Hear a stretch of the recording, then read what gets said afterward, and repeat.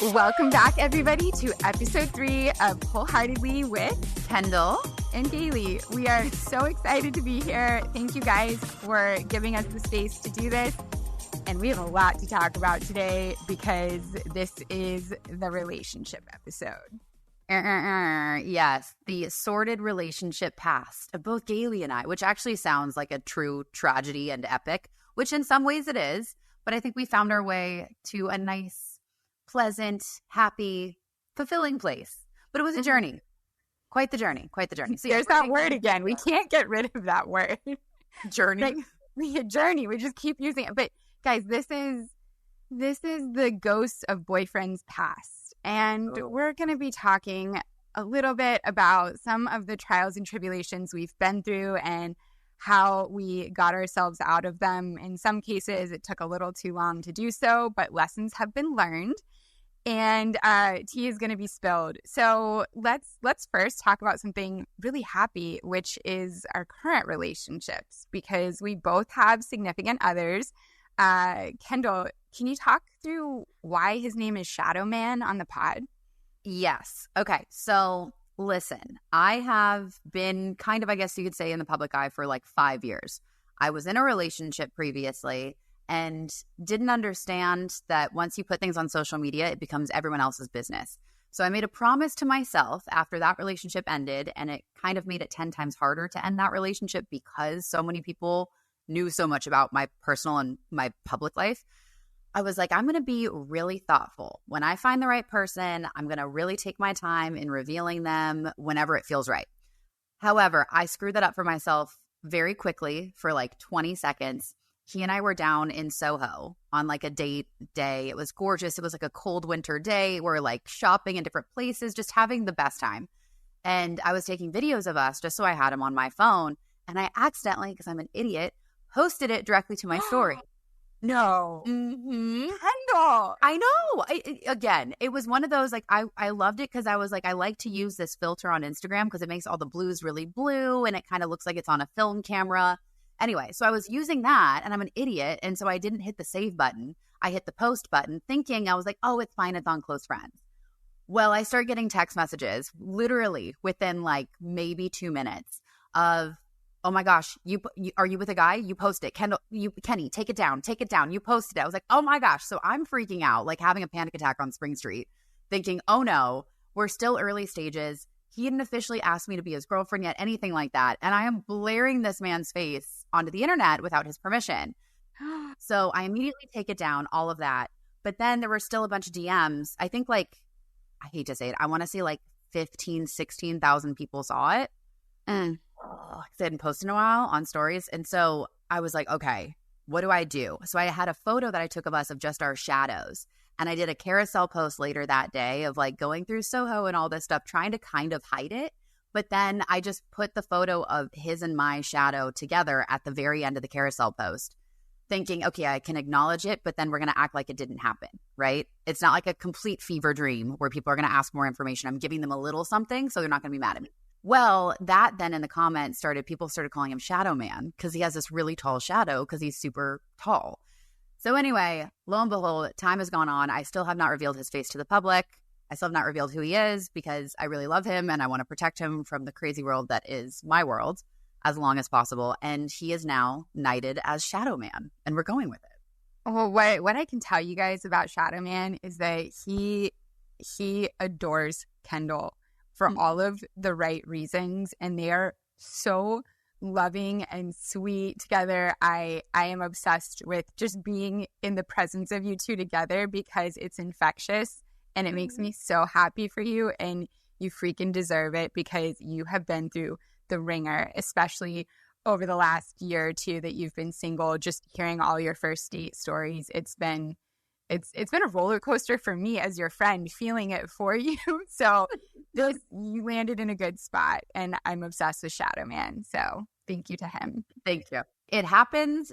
The right one does come along. It is that annoying. I hate it. That cliche. When you know, it's the most ridiculous thing to hear. But then once it happens, you're like, oh yeah, Dang, I don't know how else to put it. That's a great way to put it. But same with you, because we've been friends for many years.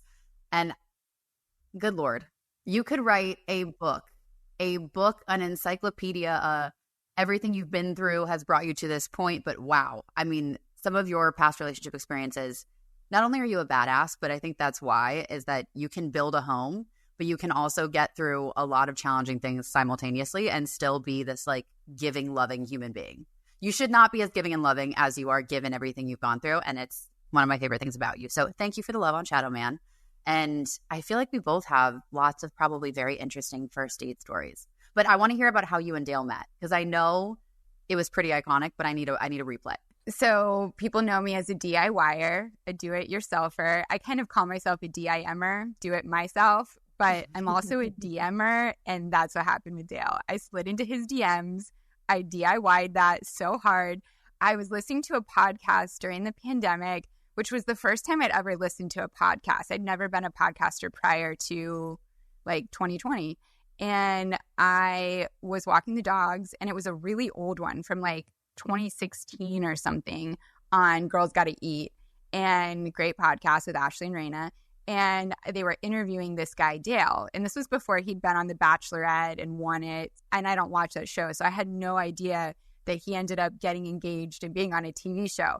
I just heard him coming from the place of being a retired athlete and an entrepreneur. And I loved the way he was so well-spoken and humble. And he revealed enough without revealing too much. I just thought, I like the way his mind works. So I sent him a DM, which, ladies and gentlemen, if you are attracted to somebody and you have an interest there, shoot your shot.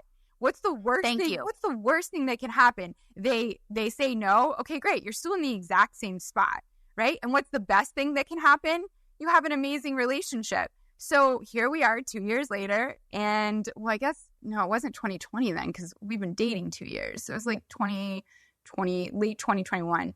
And so anyways, I sent him a DM, and all I said was, hey, I just heard you on a podcast. I love the way you think. If you're ever in South Florida, I'd love to grab lunch.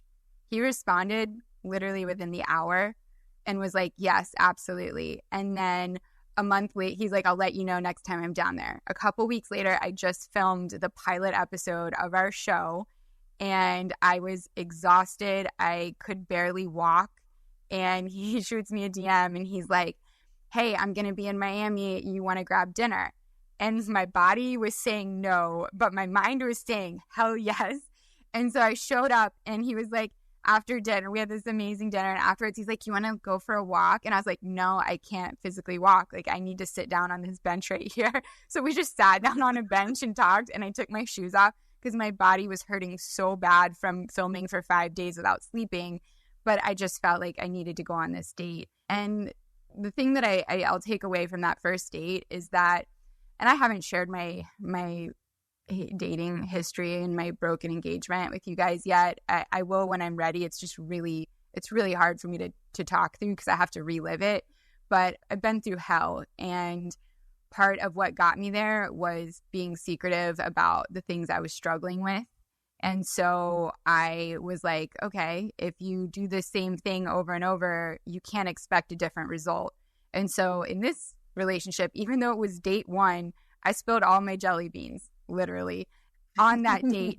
And I was like, look, I've struggled with an eating disorder. I have really high anxiety. My engagement ended because of XYZ. And, I've really battled this, but also I love really hard, and I'm obsessed with animals and intimate conversations. And it created a space for him to feel like he could also just kind of spill all his jelly beans. So he did. And then he talked about his broken engagement and stuff he's struggled with, and his family and stuff that they've all gone through. And it just ended up taking our first date, ended up feeling like what would normally be a 10th date, because we both got so deep so fast. And I realized that by sharing all of the worst things like that I struggle with, it didn't turn him away. It actually made him feel really close to me. I think that's so beautiful, and that's so true. And when you go through so many challenging relationships that lead up to a great one, so much of it, and I can totally attest to this, was like, I felt like I was performing in relationships before. like I was hiding myself or I was being the girl that I was supposed to be. Again, like that expectation, that like kind of shame thing. And there is something so refreshing, I hate to say this, but with going through hell and getting to the point where you're like, you know what? This is me. This is my baggage. Very similar. Same thing I did with Shadowman really early. I just said, look, like I'm super open about my mental health. I have anxiety and depression. I have good days. I have bad days. This is what I want to do in the world. This is what I love. This is where I came from. I was totally cheated on in the last relationship and didn't realize until the other girl ran into me at a bar restaurant in Nashville. That was wild. And that I was fresh out of that. And I hadn't dated for a year and a half because it just was so scarring and it just really made me go internal. Oh. Yeah, we'll get into that one at some point. That one is wild. That one's Looney Tunes. That one pissed me off. I was ready to throw down. Yeah. And the way that I was gaslit into thinking that it was because he was grieving and not because he was hiding another relationship with not only one woman fully, but quite a few other women in different stages, which I found all the receipts of. If there's one thing, I'm thorough. Honey, I will find it. I will find it. Anyway, we'll get to that at some point. What we're talking about. Wait, hold on. Kendall, this is your new tagline. Kendall Tool. She'll lose her planner, but she will find you. That is so true. That is so true. I will find everything. You need a detective between me and I will say my mom, Susie, she should have worked for the FBI. She should have worked for the FBI. You need to know anything on anybody. You have a hunch about something. She found that one of the developers for the place that I have in New York, New Jersey, that he was a criminal before. And that's why he wouldn't come and fix the leak. Like, she is diabolical. So yes, I definitely... CIA Susie. We should have her on retainer. Oh my gosh. I need her to find some of my haters on social and just like track them down. I've had to do it a couple of times. It's awful. Yes. And she's found one or two and she knows how, like, she doesn't dox people and put it out in public, but she knows exactly who they are. It is unbelievable. So yes, we'll have to have CIA Susie. Well, that'll be her like part 2 of her life having kids. She's like, okay, you need something found out. I'm on it. Let's go. I love it. Yeah, she's iconic. You know that. She loves you too. But it's so interesting when you get to that point where you're so fed up and you're sick of putting on a mask and you're sick of these relationships going sour and you just allow yourself to be seen and you lead with that vulnerability. And what's beautiful about that is because you already go to that nth degree, you already set the stage and that kind of field where somebody can come up and show up and be exactly themselves because you already volunteered it first. And it's such a powerful thing to do. And it really, I think, is the basis for wonderful relationships if they're romantic, relationships if they're friendships, business dealings. As scary as that can be, you know that you know your heart and you know how you operate in the world. And if someone's going to love that, they're going to be with you. And if they're going to take advantage of that, they're going to show their hand and it'll all come out in the wash anyway. So you might as well just be bold with it. And to your point earlier, if you show up as the person that you think they're going to like the most and be the most attracted to, and that's not the most authentic version of yourself, you're only hurting yourself because either A, you're going to have to keep this charade up forever, which is exhausting and an awful life for you, right? And then if you start to become more of yourself and less of this idealistic version of yourself, which is actually what happened to me in my engagement, then they might not want to be with you and you just wasted so much of your time and theirs. And so in the end, living for yourself and showing up as yourself in your relationship is one of the greatest, strongest things you can do. It is an energy and I encourage you bring it. Yeah, exactly. Point blank, done. And yes, slap the book down. That is it. Like, that's so true. It's the power of showing up authentically as yourself. It takes so much courage, but it's really the only way to keep growing and keep evolving quickly in life into the true person that you are. Otherwise, everything else is a distraction. It holds you back from really stepping into that power. So I'm with you on that. So speaking of dates, do you have something? This is something I've realized as I've gotten older, which is that I used to be attracted to the bad boys, the guys that didn't text you back right away, the guys that didn't call you, they only texted, the ones who kind of left you on red for a couple of days and then would swing in when it was convenient for them because they had no other options. A lot of professional athletes in my dating background. and they've got a lot of options, right? And I almost felt this, I felt this proclivity to win and get them, because it would make me feel validated that I am enough. Because if somebody with so many options chooses me, then I must be worth something, right? So it was really stemming from my own insecurity. But, you get taught the same lesson over and over until you learn it. And I had to go through that lesson over and over and over until eventually I learned it. But what I realized is that if a guy or girl is playing games with you, that should be an instant turnoff for one very simple reason. And that is, if they feel like they don't bring enough to the table showing up how they are, that they have to play a game to get your interest, then they don't have something that you even want. They're having to play games with you because they're insecure about what they even bring to the table, or they're just a player and have so many options and don't care. That's also unattractive. So if somebody's playing games, that's because they don't think that they're enough, showing up exactly how they are, texting you, calling you right away, wanting to see you often. That's because they're probably hiding that they don't think they're that great. So they have to get you that way. Yeah. Or like 3-4 other relationships at the same time. But yes, I'm with you on that. I think, and it's interesting that, now this is not to throw any type of pro athlete under the bus. There are wonderful pro athletes out there. I do believe there are some. I also do believe, I don't even think it's just a title of a job. I think it's a level of prestige and a level of ego that comes with it. And I think that can be in any field of work. It could be you could be an athlete, you could be a business owner, you could be in finance, you could be like, there's not one necessarily like taboo, don't date this type of person. But I do think it's really interesting, and I think you brought this up too, where I also had the same thing. I loved the bad guys. I loved not being like having to earn my place in their world, or wanting to feel like I had to fight for something. And that's such a deep ingrained personal struggle I still have today. Because I think there was a part of me growing up that always thought I had to earn and prove myself. So I had to fight for it. And if it wasn't hard fought, it wasn't valuable. And what's really fascinating, amen, I know, I see you slam your hands. You're like, yep. And it's interesting, particularly when you enter into a more healed version of yourself, you start having more healed relationships. And that's not just romantic, like that goes to friendships too. You shouldn't have to fight for a friendship. You shouldn't have to fight for the proper business relationship or the proper romantic relationship. I will say this, if it triggers your up-down cycles, so like if you get anxious because when are they going to call me back and what's going to happen? Oh my goodness. And then they finally text you, but it's not the thing that you wanted. Then you're texting your friends. What does this mean? You are in a toxic cycle, right? They've done studies, this is terrible to say, but they've done studies on rats about dopamine hits, and it's similar to how we relate to our social media, right? When we get a like or a follow or a nice comment, it's a micro hit of dopamine. The same thing happens when you're in a relationship or dating somebody and it's kind of here nor there, kind of toxic, breadcrumby. You get so excited when you get that little dopamine hit. And then what they noticed in these rats, when they would have the little hit of oxytocin or whatever it was, out of a little drip, they would wait by the drip all hours of the day until they could get another one. And they noticed when they were inconsistent with it, they could get the rat to wait for longer periods of time because it just wanted that little hit. It's the same thing in toxic relationships. It's the same thing when we feel like we're trying to earn and gain the attention of somebody.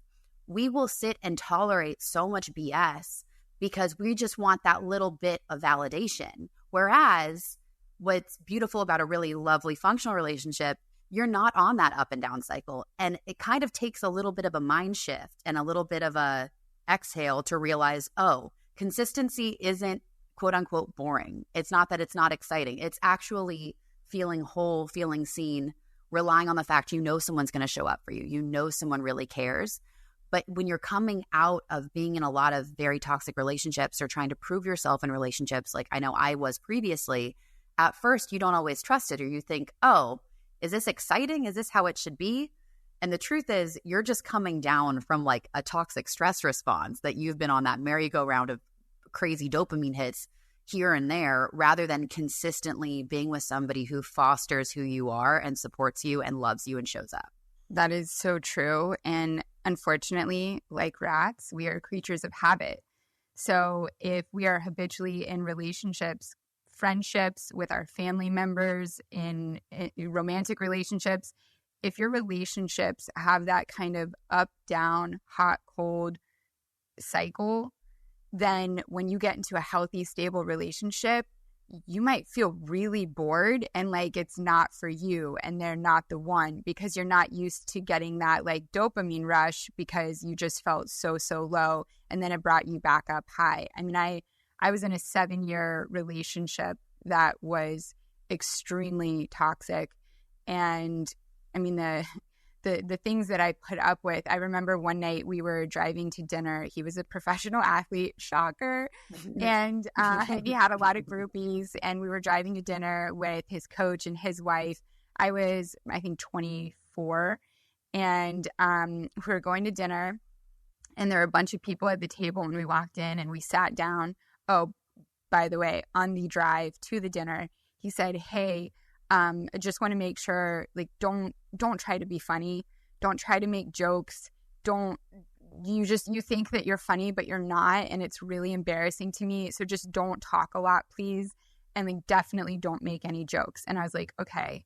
And I just sat there and didn't fight him on it. And I was just like, okay, he doesn't want me to interact, so I'm just going to be really quiet. So we get there. By the way, I'm at 24, I was an executive on Wall Street, and I had this high-powered job, and I was so strong in my presentations in boardrooms, and I carried myself so strongly. I owned my own home and my own car, and I was completely independent. And yet here in this relationship, I was just like a caged, wilted flower that didn't even want to find sunlight. Like it was so almost like bipolar, the lives that I was living. So we go into this dinner and we sit down, and the first thing, I can't believe I'm saying this on a podcast.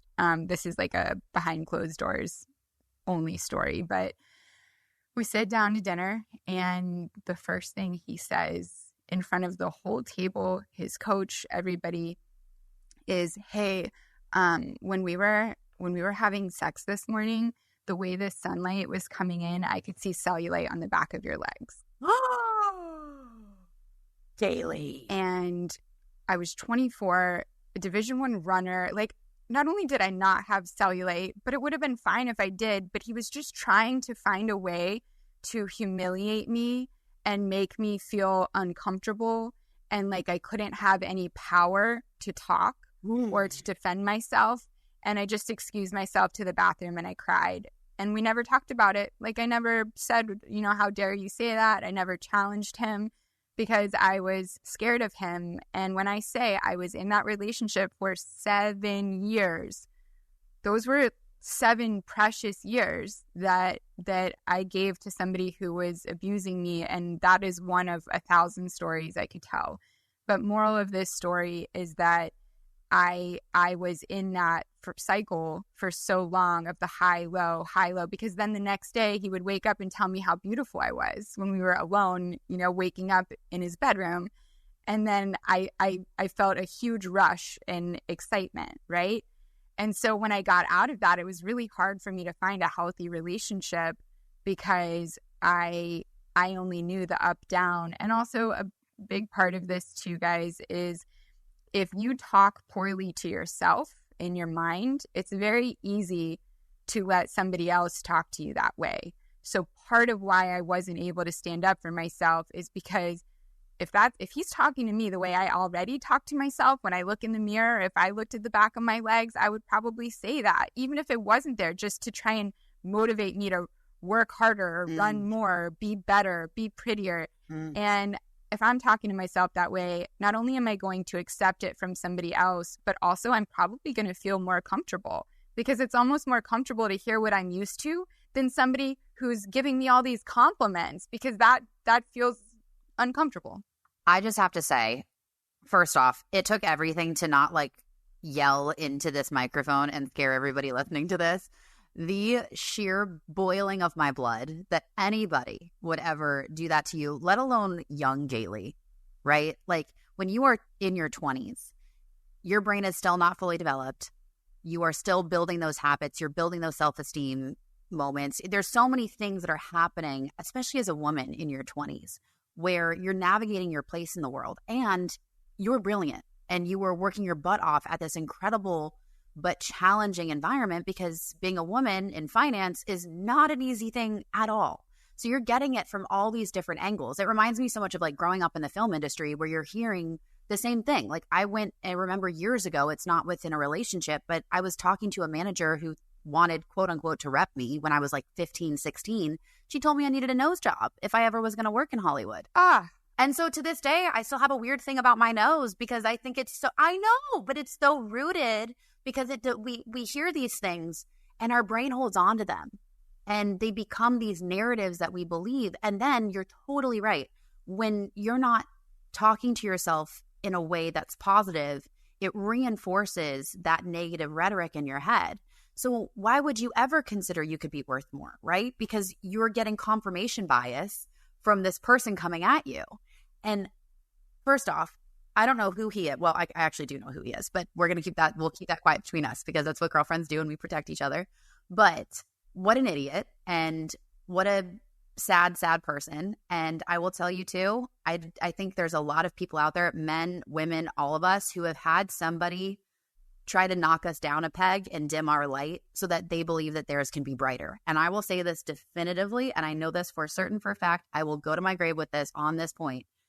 There is more than enough light and there is more than enough abundance in this world that two people can shine as brightly as possible, and they will not compete with each other. We need all the light in the world that we can possibly get, and everybody should be living to their fullest potential. So if somebody tries to pull that away from you to try to make theirs brighter, bless them, they are so far off from what they're here to do and what their ultimate purpose could be. And it's just, it just breaks my heart. But I'm so proud of you, because you have not let any of these relationships, any of these toxic experiences change the way you show up in the world. And it is a very, very, very bold and courageous act to not let people like that, especially a list of people like that, change who your true self is and who you are. And it's probably the most rebellious, badass thing you can possibly do, is not allow that to determine your directive in life, not allow that to determine how you give to the world. And good riddance. I also want to punch him. Oh my God, I'm so angry right now. Like I'm in this chair, like so fiery. First off, your nose is freaking gorgeous. If you ever touch it, I'll drop kick you. And okay. And secondly, to your point about, how you show up in the world, I've seen a lot of cruel people, and there's some not great souls out there who, probably have a good reason that they turned out that way, but it doesn't mean they should still be that way.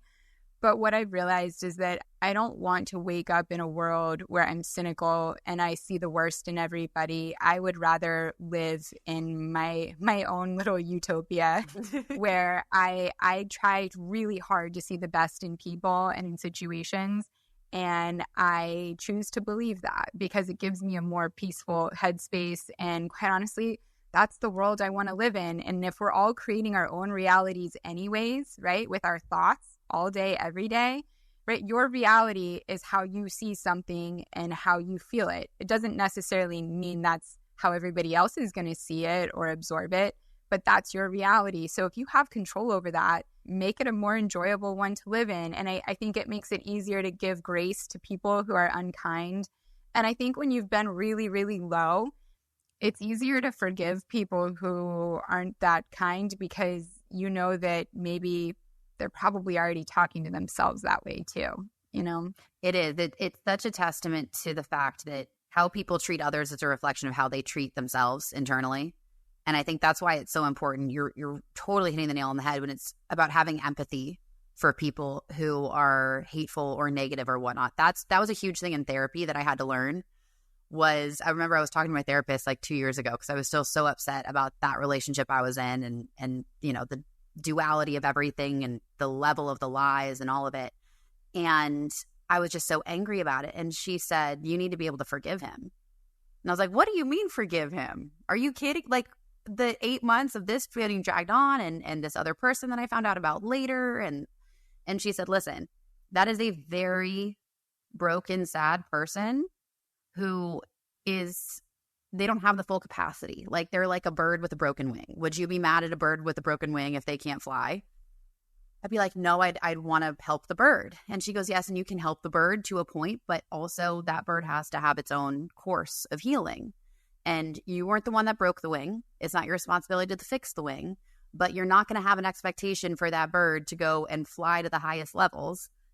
So we need to put the expectation down and forgive the fact that this person has some broken baggage that made them this way. And that's a part of who they are.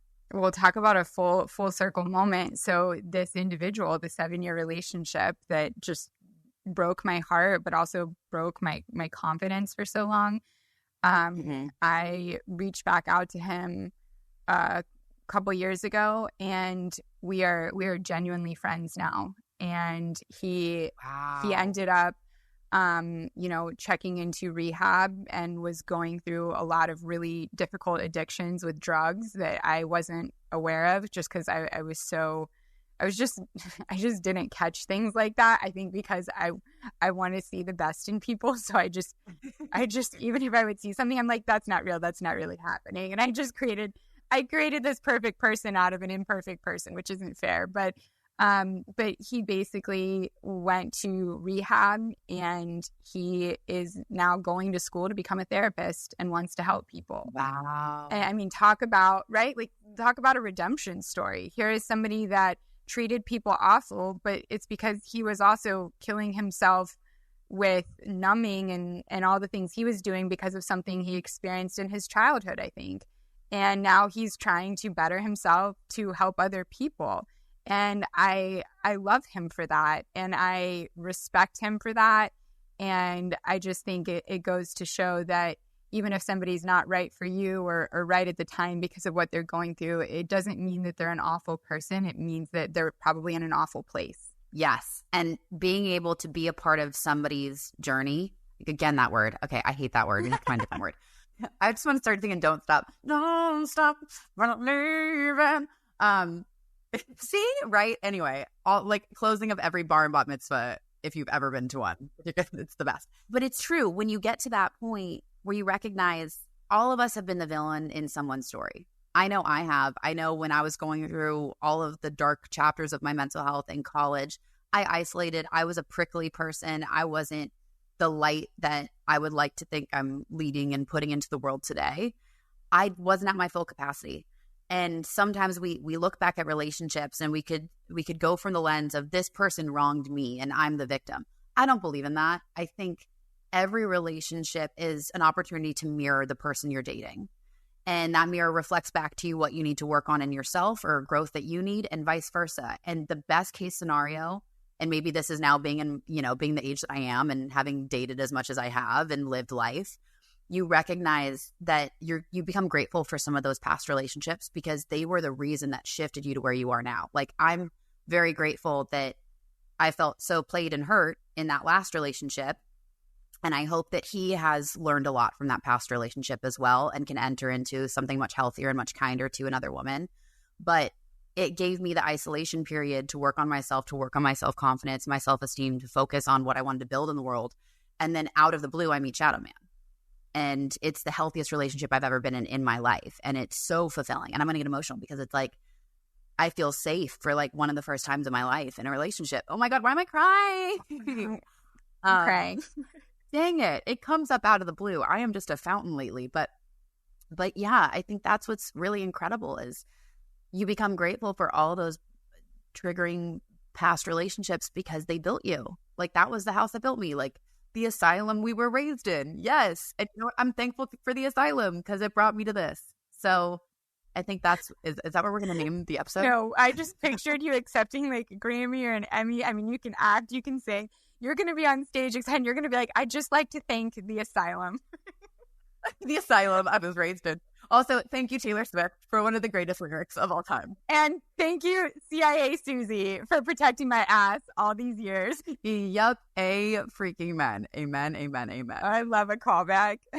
I love that you're so emotional talking about your relationship now because it's a testament to how beautiful it is. And the word that made you cry, Kendall, was safe. As soon as you said, I feel safe, you're literally crying again. I mean, that just goes to show how unsafe you have felt. And I 100% keyed in on the last time we were talking on the pod, and you said, I left my cell phone in the store because I was with Shadowman. So I was in my feminine air, like, what was it? Your feminine energy, which means that you could put your guard down because you knew he was going to protect you.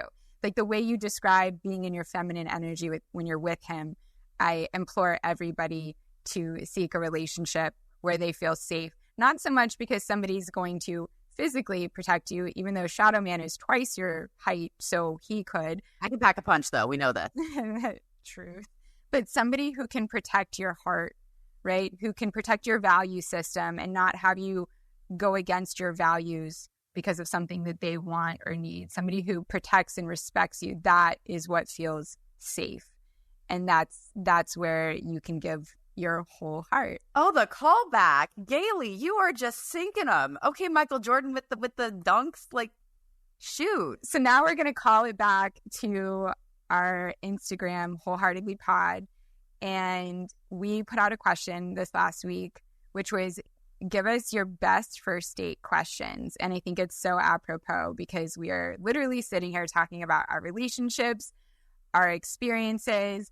And I think one of the stressful things about a first date is, how is this conversation going to go? So if you have good starters, you can go in with a little more confidence, with your shoulders held high, your head back, and feel like, I'm going to rock this.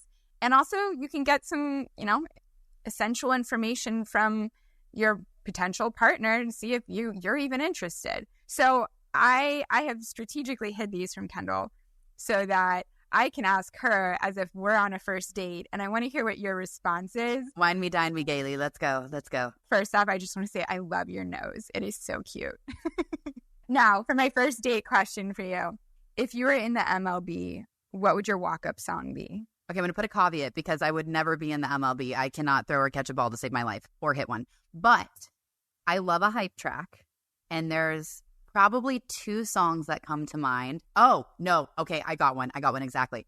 It would be Black Parade by My Chemical Romance. Love. That will get the people going. It's the da, da, da, da. Like literally, it's if you want all the emos to run out from somewhere, chill. I got chills. Oh, yes. Black Parade. MCR. I love it. All right. Mine would be Bejeweled by Taylor Swift, just because of the one part where she says, when I walk in the room, I make the whole place shimmer. Because I feel like that's what I do to homes. I just want to make the whole place shimmer. And so I'm wearing a sparkly hat right now. So I'm feeling it today. But tomorrow it'll be a different song. But guys, that's a great question, because you can kind of see if they love music and what type. Okay, next one. Great first date question. And honestly, you could use this if you're interviewing somebody, right? If you're interviewing them and you're trying to see if this could be a good employee, or if you are in a friend group and just trying to meet somebody new who joined the group. Like, these are questions that don't just have to be for first dates, but I think they're great. Okay. What 3 apps on your phone can you not live without? Well, obviously, given my line of work, it's going to be social media because it's probably where I spend most of my time. So I'd say Instagram first, then TikTok, because TikTok just makes me laugh. Like, there's a lot of really fun, lighthearted things on there. The third app, and I have it, well, there's a third functional one, and there's a third I wish I was. So ironically, the other app that I use a lot is an Instagram, is an app blocking app. Here's that for meta. Yes. So this app prevents you from opening up social media, puts a block on it or whatever apps you don't want to take up more of your time. And then it makes you answer a question. It kind of gaslights you in a positive way. And it's like, hi, here's a baby duck in a field. And it's a video. And it's like, take a breath for 5 seconds. Are you sure you want to tap into the app? It's the funniest thing, but it works. It works. I think it's called Opal or something. And it's a little bit expensive, but I will say it's helped my productivity. And then my ADHD, I get distracted by the cute duck. So I'm like, oh, no, I don't need social media. Look at the duck. It's adorable.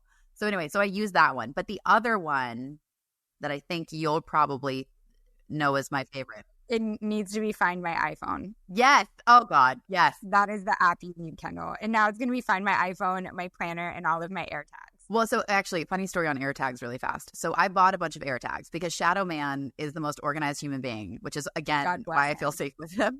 He bless him. I know. That's why you guys get along, because you're both so super organized.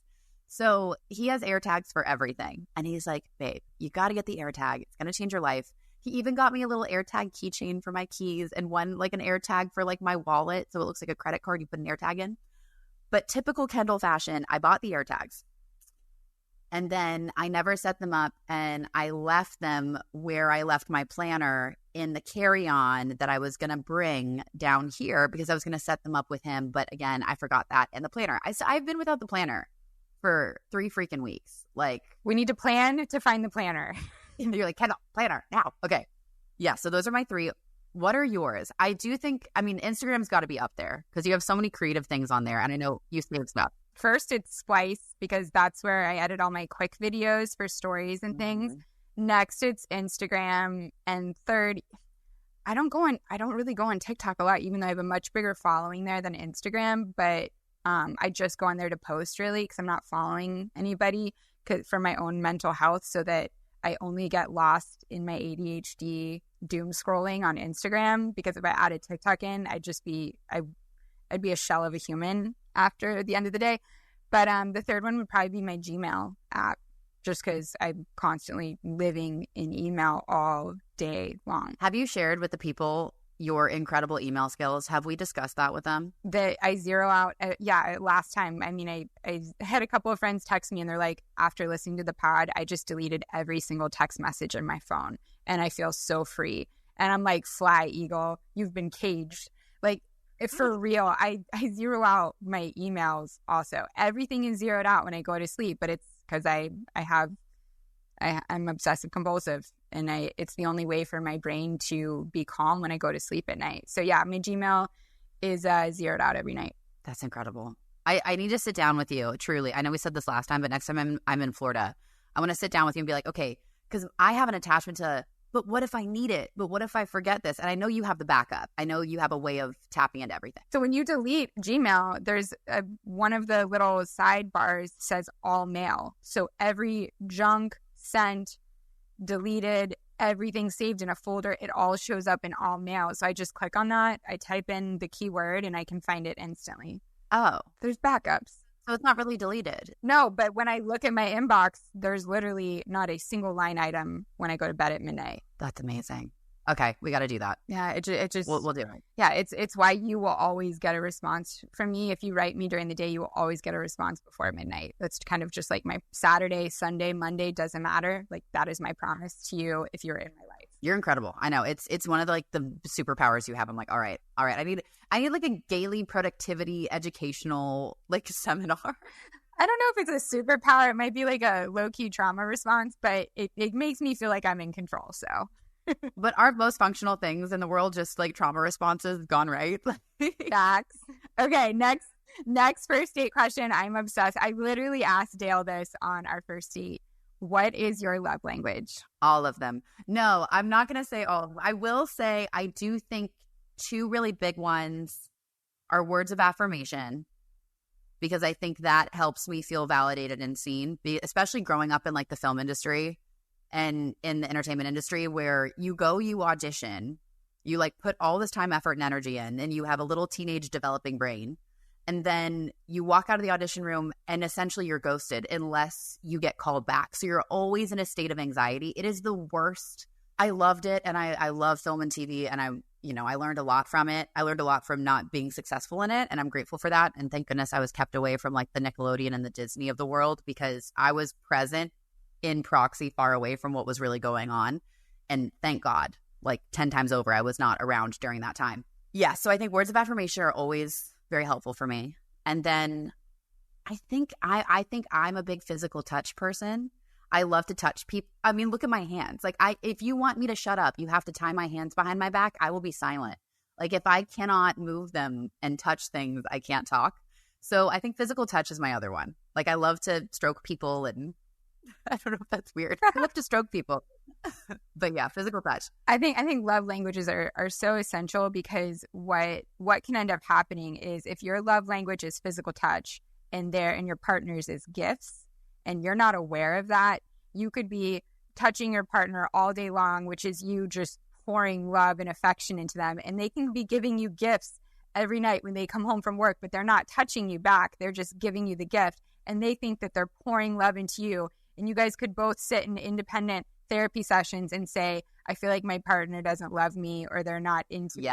And it's just because the language with which they're trying to tell you they love you, you're not receiving because it's in a different language from yours. So as long as you can be aware of what your partner's is, then you know when they're giving you a gift, even though you might not give two craps about the gift and that's just not how you feel love, you should be able to realize that that is them saying I love you, and vice versa when you touch them.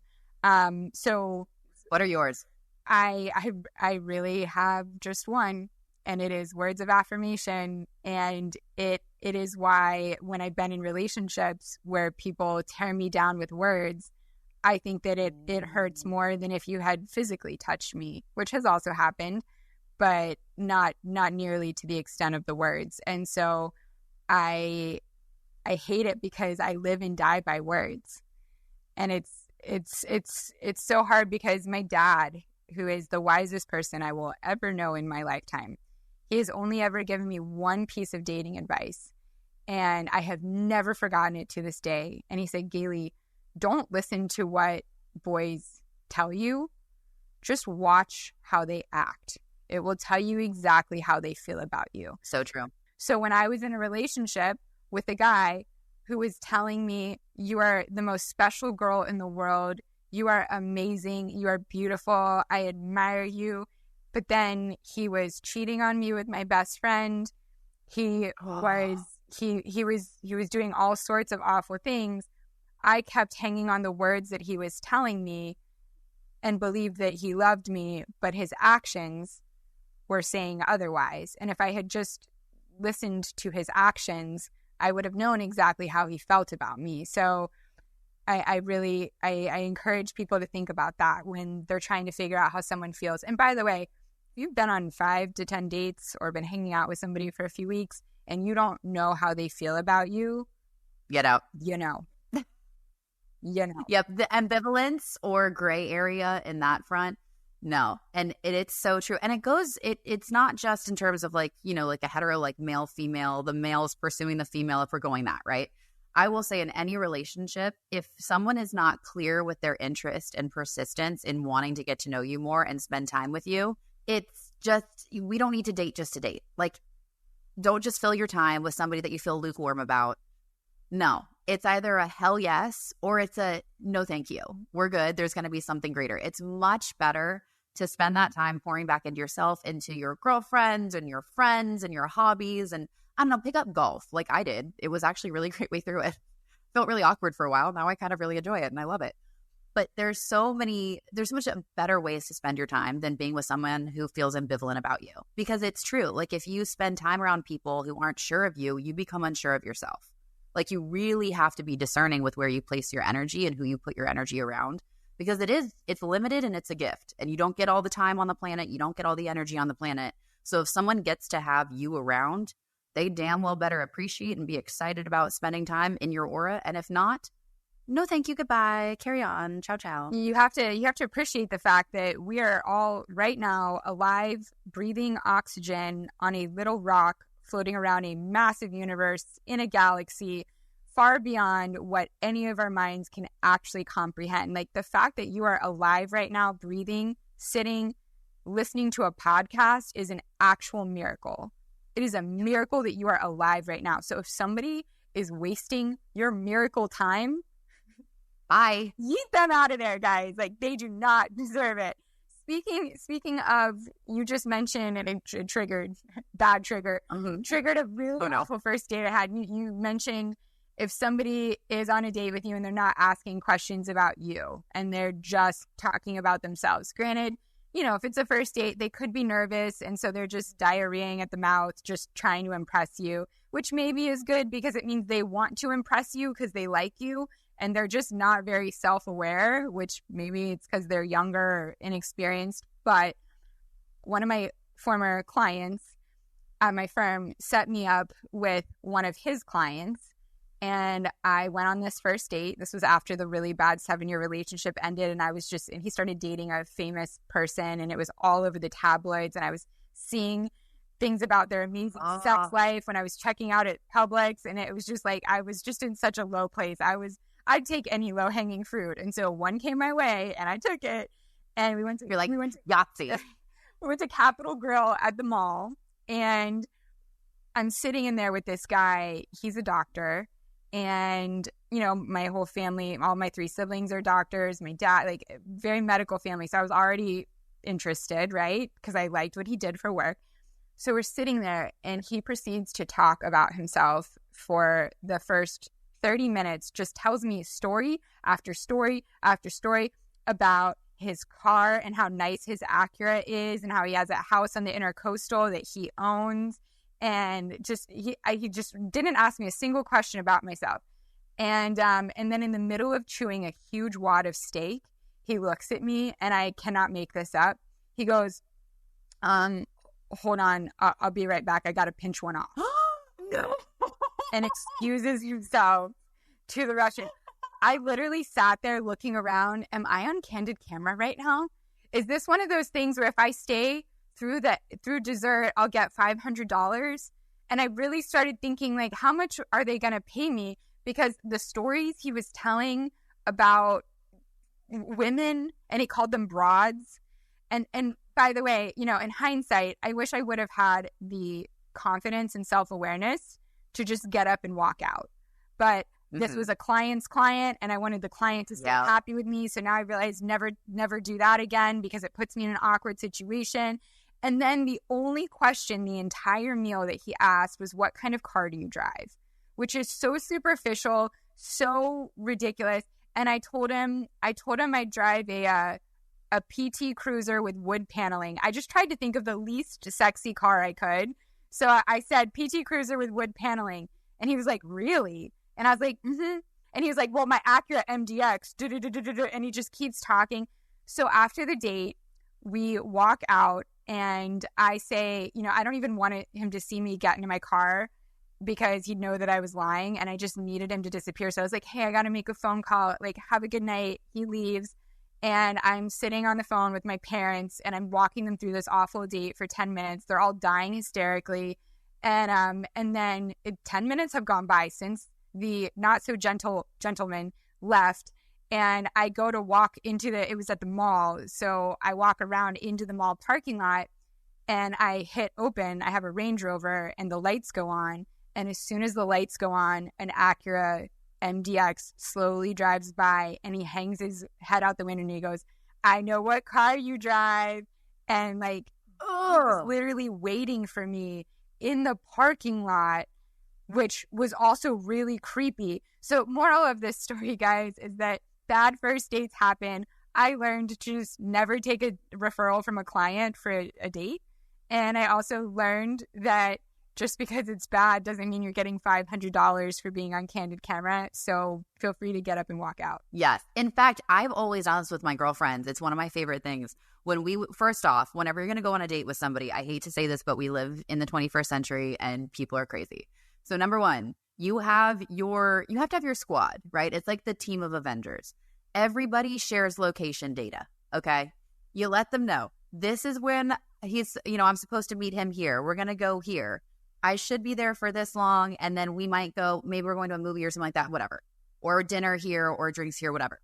Your girls, your team, your squad, or your guys, whoever it is, your Avengers team has to know the plan of the date.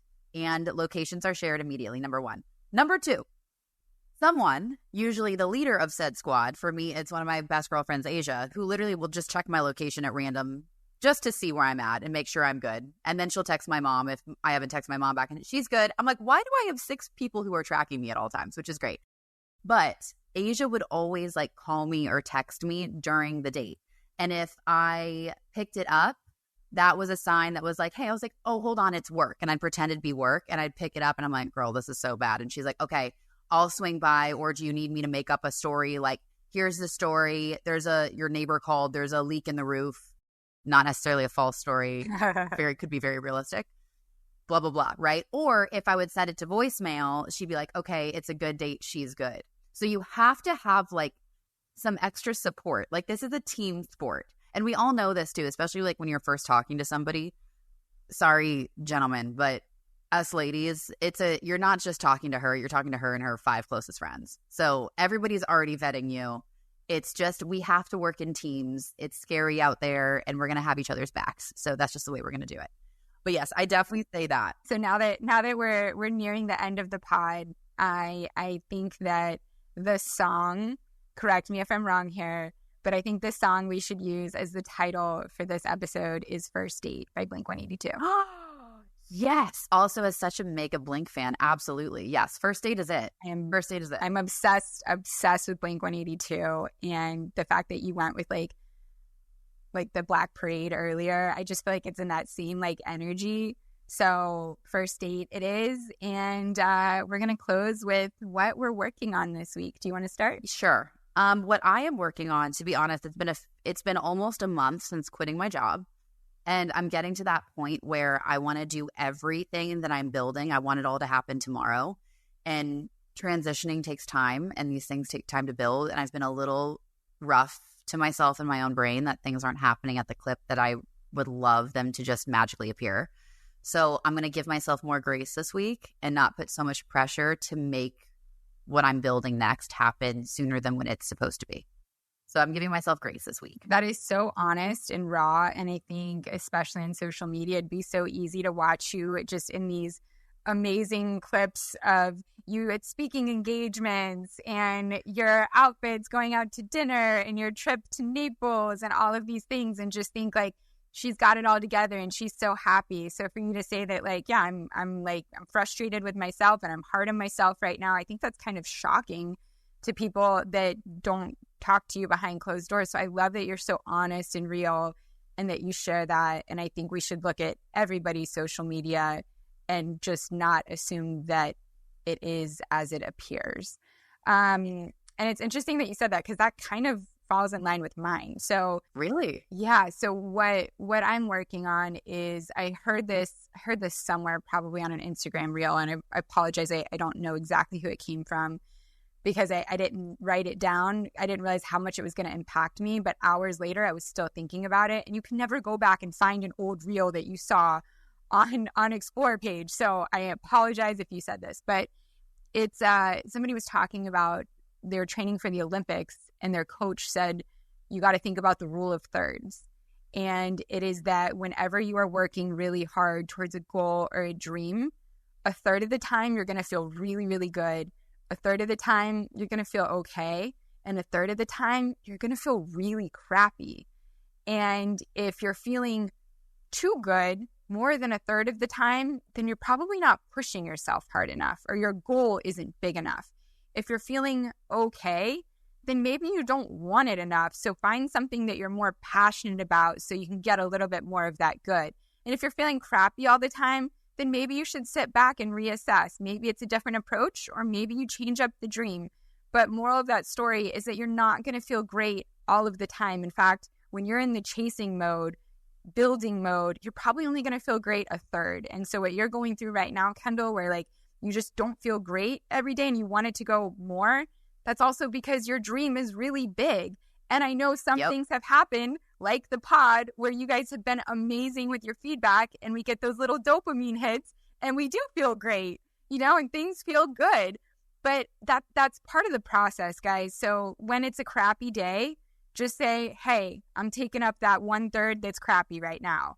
And I'm here for it because I like that other 1/3 that's really good, and I know it's coming. So just keep going. And I need to remember that when I'm feeling down, because I've been feeling down lately too. So I feel you. We're in it together. I said it once in a class, and it's so true. It's 2 movements. It's forward and it's through.